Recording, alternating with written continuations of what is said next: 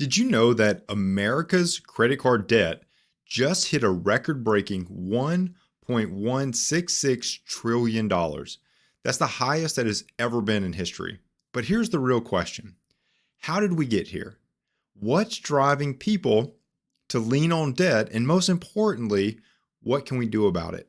Stick around because in today's episode, we are uncovering the truth behind this mountain of debt and giving you the tools to start digging yourself out. Let's jump to it. Welcome to the Financial Mirror. Where future success is reflected in our knowledge of fixing the one thing we can control, ourselves. Welcome to the Financial Mirror, and thanks for joining me today as we continue to work to improve the one thing that we can control, ourselves. Here at the Financial Mirror, it is not about the numbers and spreadsheets alone, but about transforming and educating you on money so that you can make smarter financial decisions. If this is the first time you are joining in, don't forget to hit subscribe on YouTube to be notified of all the new episodes as they release. If you're listening on Rumble, don't forget to like the video and follow the channel. And on any podcast platform of your choice, don't forget to like and subscribe to the podcast. So let's set the stage today because credit card balances have skyrocketed over the last few years, climbing by 51% since the beginning of 2021. This all came out of a LendingTree report that talked about credit card debt statistics, and we're looking at a whopping total of credit card balances have risen $396 billion since the first quarter of 2021, right? First quarter of 2021, we have now risen $396 billion since the early days of the pandemic. Think about it. We've blown past pre-pandemic highs, and we're now sitting at this $1.166 trillion in the third quarter of 2024. So what's causing all of this historical surge that is happening right now? Because this is bananas. Credit card debt is the number one accounted for consumer debt out there. People rely on credit cards for a majority of things. And I say that because it has really taken hold of people for things like rewards, for travel, because they're so easy to get approved for, right? Like even if you can only get approved for $1,000 or $5,000 credit balance or credit limits, you can get 4 or 5 of them, right? So now at a $5,000 credit limit and you have 5 of them, you have access to $25,000 that you can go into debt with. So why is it that now with this freely accessible debt that's out there, and this is nothing new, right? Like credit cards have been around forever. But why is it that we are now driving to new all-time highs with credit cards? Like if I jump back and I did an episode on this, like when I jump back and talk about during the pandemic, like people were saving money. People were really and truthfully saving money. So what happened? Here's the thing. It's not just one factor. It is this perfect storm of financial challenges hitting Americans from all sides. So what I want to do today is break down what is driving this debt explosion and then go through some very, very helpful tips on how you can get ahead of it to prevent yourself from falling trapped to this. I'm telling you right now, credit cards have some of the highest. So second to in terms of interest rates behind like payday loans, right? Payday loans are astronomically the highest interest rate that you can get. I've done episodes on those in the past, shows you how they are just mind-boggling. But credit cards are not too much different, right? Like they are really high interest earning pieces of plastic, well, now metal in most cases, but they are really, really hard to manage when you get your situation out of control. So the first place that I wanted to start, the first thing that I would tell you is driving this increase in overall credit card debt in America is sky high inflation, right? Now, we have started to see inflation start to cool, right? Like inflation is coming down. However, that does not mean that it has not already impacted people, right? So this report is from the third quarter of 2024. And what we could see back around that time, and here's kind of a breakout from 2024 on, you can see kind of in the midst of COVID, we were up over 8% in inflation, and this is for all items. A lot of numbers out there you'll see, and this is just a quick education lesson around how consumer price index kind of flows, which is a driving factor behind inflation. You'll see these that say all items except for food and energy, right? And when you look at things like that, things look a little bit better, right? Because 6% is the highest that we ever got during COVID, right? But let's take into account all items, right? Because that's all items are on the table. Right now, we're sitting, as of December 2024, we're sitting at about 2.9%. Still higher than we were seeing pre-pandemic when we were all around the twos and the mid ones area. So we have cooled down a lot. Like prices are coming down, but prices for everyday essentials like food and gas and housing are still high. They are still high. And you can go through and I'll share a link to this chart. And you can go through and you can select, and I'll just show you real quick. If you're on podcast, just check out the video or just follow the link in the description and follow along. But you can select these. So if you look at like housing, for instance, you could see kind of peaked up around 2023 and is rolling over. You can look at things like food. You can kind of see how inflation around food has been, so forth. You can kind of click these items and see where each of them lie. However, sky high inflation was a leading indicator for a lot of what we are facing today in terms of increasing credit card debt. When people were in trouble, where were they resorting to? They were resorting to credit cards, which shows you over time, if you get those things out of hand, they do become a burden. So that's the number one thing. The second thing is what I talked about just a moment ago, rising interest rates. The average credit card interest rate is over 21%, with new offers hitting a staggering 24.26%. This means that every dollar you owe racks up even more debt faster than before. Credit cards have historically gone bananas in how interest rates are applied to them. So you can see right here, this is kind of the overall average interest rate of credit card accounts. This teal line back here in the back is kind of what we want to look at. But we're up around 21.47%. And this right here, you can see for decades, we were all around 12 and 13%, kind of being the average rate. And just about May of 2022, the average interest card starts to jump up over 20%. Now, why is that? Well, the more risky that people's spending habits are, the more interest that companies are going to try to get on the front end of that debt, right? If I can get you to accumulate debt and you have a smaller chance of paying this back, you're more likely to pay it back earlier on in the term than later, right? Same goes for things like houses, right? Like worse credit scores tend to be higher interest rates on your home, all because of the simple fact that they need to get you're more likely to pay it earlier in owning the home than late, right? Credit cards are no different. So we saw that as people became more volatile to spending and to this new economy that we're living in, interest rates went up. People are more risky. People are more volatile. Credit card companies know that, and they're going to shift interest rates to accommodate so they're not losing money, right? The third thing, so number one and number two, sky high inflation, number two being rising interest rates. The third thing that is driving this overall increase in credit card debt, hitting all-time highs, is pandemic savings are gone. Remember this like surge in savings with all the pandemic money and all those things? The money for most people is gone. The Federal Reserve data shows that many Americans have depleted their safety nets and are now relying on credit to cover unexpected expenses. And that's not all. When we look at just savings alone, people are tending to not put money aside as much as we were seeing during the pandemic, right? Like we were seeing during the pandemic, people were saving money and now they're not.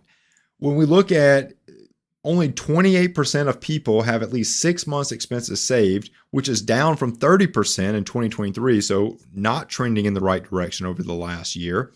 Another 16% of people have between 3 and 5 months saved. And that's the lowest average or lowest percentage since 2018, right? Since 2018. Almost 3 in 10, about 29% of people have some savings, but not enough to cover 3 months expenses. Not really changed from 22 and 23, when 28% and 30% of people said the same respectively. So kind of right in the middle of what they were saying before. But people are saving less money. People do not have all of the money that was saved, because I'm telling you right now, that the whole pandemic deal where people were working from home, people were obviously not going into the office, people were spending less money and they were putting more emphasis on saving. They were. There was a shift in how people were living. However, what happened? We came out of that pandemic. We came out of people coming out of their homes, like literally and figuratively, right? And all of a sudden, people are like, well, I missed out on X, Y, and Z, and now I'm just going to go do it, right? It changed a lot. And now we have a very consumer market. People are driven by consumerism, and it is driving the market bananas. People are going into debt just to try to live and do things that they were unable to do during COVID, right? So all the pandemic savings are gone. It's another huge factor that's driving into this credit card debt. Lifestyle pressures, holiday spending. We just finished the holidays for 2024. People spent around $1,181 on holiday shopping and accumulated that debt. And let's not forget about the social pressures from keeping up with the latest gadgets, the buying the perfect holiday gifts. Social media has really grown with the TikTok and the Instagram Reels and the YouTube Shorts and all those things.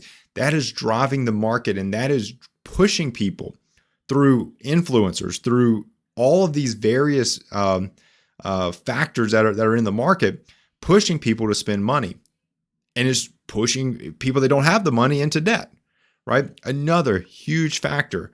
And the last one that I was going to talk about is that wages just aren't keeping up. While wages have grown, they have not continued to keep up with rising costs. For many, this gap only forces more reliance on credit cards just to kind of bridge the financial shortfalls. I'll tell you that right now wages are, and I'll show you, this is from Statista, but wages are, as of November 2024, outpacing inflation. The problem, and the reason why I wanted to show this chart, is that if you see from about April of 2021 to November of 2022, right? Almost 2 years, not quite, but almost 2 years, inflation way outpaced wages, way outpaced it. And that can put a lot of people behind. That can put people in a position to where they just don't have enough money. And that's what I think led to where we are today.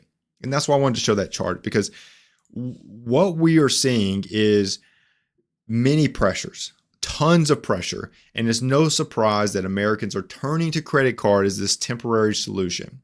But look, I want to tell you that if we look at how people are managing this, it's really unfortunate. It really is, because we're seeing more people carrying balances month to month. 47% of Americans carried a balance in 2024. Nearly half of credit card users out there carry a balance month to month. That means that they are stuck paying interest at 22 to 24% on everyday purchases like groceries and gas, things that you just need to live. They're paying the cost plus 24% for those that are those month-to-month carryovers with their balances. This is making it hard to climb out of debt. People are taking on more debt just to stay afloat. They're adding more and more and more to that credit card balance. They are delaying payments. 3.23% of balances are at least 30 days delinquent. And although delinquency rates are low compared to historic highs, they are rising steadily, even like not drastically, but just steadily continuing to climb. And this is a sign that more people are struggling to make even the minimum payments. Now, debt isn't just a financial burden, it is an emotional one too. And it can really make you feel like you're carrying just the weight of the world on your shoulders. It causes things, anxiety, causes strained relationships, health problems. But here's the thing, all that doom and gloom, I'm here to tell you how you can break this debt cycle, what you can do. Because in all honesty, that's what we're looking for. We're looking for how can we focus on solutions to not get caught in this trap? Because many people are caught in this trap and they are feeling overwhelmed. But you don't have to be. You're not powerless. You can take control of your situation. You can get yourself out of debt. I don't care how bad you think it is. It's not an impossible situation. So here are some steps that you can take right now to start breaking free. And you already know where I'm going to start with the first one. You've got to create a budget that works for you. I didn't say create a budget. I say create a budget that works for you. And many people think that they don't need a budget. Actually, a lot of people think they don't need a budget. I've even had people come to me and work with me as clients and say, well, I want to get to the point where I don't need a budget anymore. Like I make so much money, I don't need a budget. And I'll tell you that that's a terrible way to look at money in general. I promise you, Apple, Facebook, Netflix, Google, do they not operate with cash flow statements, balance sheets, right? They do, right? They have a budget. No successful business, just like no successful household financially, will succeed if you don't know how much money you're bringing in and where you're spending your money that's leaving. You don't. It will not work. So you've got to find a way to budget in a way that works for you. You've got to start tracking every dollar coming in, every dollar going out, and you can use tools like Quick and Simplify, Rocket Money, Every Dollar, a simple spreadsheet, write it on a sheet of paper. However you want to do it, you've got to find a way that works for you. You can't listen to how mom does it. You can't listen to how sister, brother does it. You can't listen to how friends, coworkers do it. You've got to figure out how it works for you. And that's the number one thing that you can do. If you are spending less than you're making, you are on track to get yourself out of this situation. So that's number one. The second thing that you need to start doing today is you need to find a payoff strategy. Whether you prefer quick wins or saving the most on interest, I'm telling you right now, pick a strategy and stick to it. You can look into the debt snowball, you can look into the debt avalanche. All of these things are beneficial and advantageous to getting you out of debt. Now, if you want my recommendation, debt snowball is the most efficient in terms of ease of use that you can take to apply to any situation. And I'll put a link below for how to do the debt snowball. Not going to spend too much time kind of running through that today, but I'll put a link in the description just so you can go and check that out. But the debt snowball, debt avalanche, it doesn't matter. Pick a way to start paying off debt and do it. The third thing you need to do is you need to build a safety net. You need to be ready in case an emergency happens. Set aside $500 to $1,000, right? And the closer you can get to $1,000, the better, because you need to be prepared when emergencies happen. Most people are turning to credit cards when emergencies happen, only putting themselves in a worse situation, right? If you couldn't make the pay for that thing, whatever that emergency was this month, you're not going. It doesn't mean you're going to pay for it next month. And I've talked about that in the past. But you've got to start setting money aside. The second thing, I'm not starting over, I promise. The fourth thing that you can do is you can call your credit card issuers and ask for lower rates. You would be surprised at how often they will work with you. You can talk to them about negotiating. You can talk to them about settlement payments. You can talk to them about all of these things. I would steer away from debt consolidation. I would steer away from debt consolidation. So don't let people talk you into debt consolidation, but definitely call your credit card issuer and talk to them about lowering your interest rate, just so that when you put $50 toward it, if your rate's 15% instead of 24%, at least it's not going to continue to grow at the rate that it was before, right? At that speed. But in addition to changing rates, you can also talk to them about settlements, right? And settlements, most would say, well, I don't have the money to do a settlement. Well, depending on how much your debt is, sometimes they are willing to make some pretty generous settlement amounts, especially if things are not looking good for them from a business lens. So don't be afraid to call and talk to your credit card issuer. Please don't be afraid to call and talk to them. They're human beings. They don't want to demolish your life. I promise. Just call and talk to them. They may help get you some breathing room to pay down debt faster. And the last thing is you've got to focus on building better habits. You've got to cut unnecessary expenses. You've got to find creative ways to save and earn money and avoid this buy now, pay later mindset. Stop using the credit card. All of those things, if you will apply those items to your life, you will be on track to being out of debt. You will be on track to getting out of debt. So find a budget that works for you. Choose a payoff strategy. Build yourself a safety net. Negotiate and settle where you can with your credit card issuers. And then focus on building better habits. And you will be on track. You will be on the right path. And because we're coming up on tax season, I also take this opportunity to tell you that if that's a windfall that falls into your lap, if you do get a tax refund this year and you are in debt, please, I'm telling you, getting rid of the debt is going to make earning and building wealth faster. I promise you.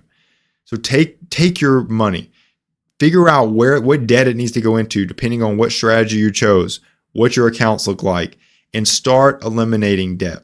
Start working on getting that debt out of your life, okay? Because here's the thing, if you don't take action, your debt will keep growing. But if you start today, you can stop the cycle and take control of your finances. Remember, every small step matters, and the freedom that comes with being debt-free is worth it. I promise you. So now it's your turn. If you've struggled with credit card debt, what steps are you taking to tackle it? Okay, what steps are you going to take to tackle it? I'll walk through the steps that are needed, but which ones are you going to start right now and eliminate the debt, right?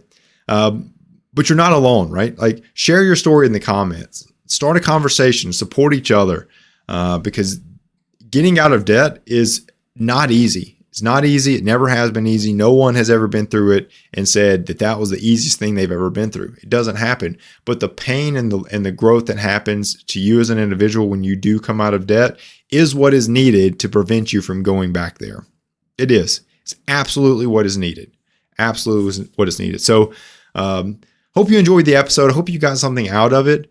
Don't forget to like, subscribe, and hit that notification bell for more tips to take control of your finances. Together, we can crush debt and continue to build wealth together. So, hope you enjoyed the episode. Hope you got something out of it. Until next week, continue improving the one thing you can control, yourself. Peace. Well, that wraps up today's Financial Mirror. Join us next week as we continue to work on ourselves, change our mentality, and to commit to achieving the success we always envisioned. Regardless of your platform, help us grow as a community. Please like, subscribe, and share with the people in your lives.